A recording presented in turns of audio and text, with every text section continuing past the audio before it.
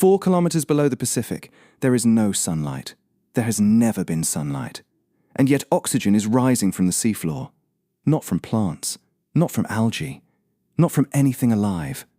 Scattered across the mud are lumps the size of potatoes, and something about them seems to be splitting seawater apart, atom by atom, in total darkness.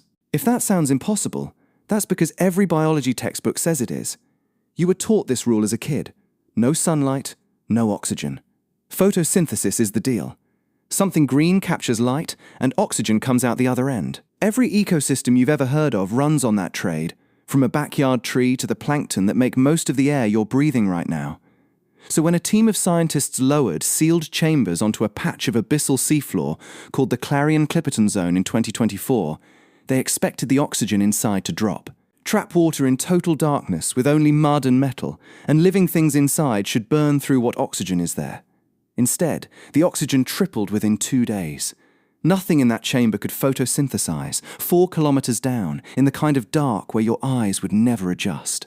The only thing in there besides seawater and sediment was a scattering of dark, potato-sized rocks called polymetallic nodules. Then it gets weirder. Those nodules aren't inert. They're layered with manganese, nickel, and cobalt, the same metals your phone battery runs on. When researchers measured the surface of individual nodules, they found something they weren't looking for: voltage. Up to nearly 1 volt. Just sitting on a rock, with no wiring and no battery attached. 1 volt isn't much on its own. An AA battery gives you 1.5. But seawater is packed with dissolved salts, and salt water conducts electricity extremely well. Put enough voltage across the right minerals in the right water, and you can force a reaction that normally needs a wire and a plug. You can split H2O into hydrogen and oxygen. No sunlight required. No living cell required. Just metal, salt, and enough electrical push to break a molecule apart. The nodules may be acting like millions of tiny, natural batteries, scattered across a stretch of ocean floor bigger than most countries, quietly running an experiment nobody switched on. But before you rewrite what you know about how oxygen got here, you should know this. A lot of scientists don't believe it yet. Other research teams working in nodule fields have measured oxygen at similar sites and found nothing unusual, no mysterious rise, no dark production at all. Critics have pointed out that lowering equipment into deep-sea sediment can itself disturb the chemistry enough to fake a signal that was never really there. A 2025 review went further, arguing the evidence doesn't hold up at all. Then, in 2026, Nature Geoscience attached a formal editor's note to the original paper, flagging unresolved concerns raised by other researchers.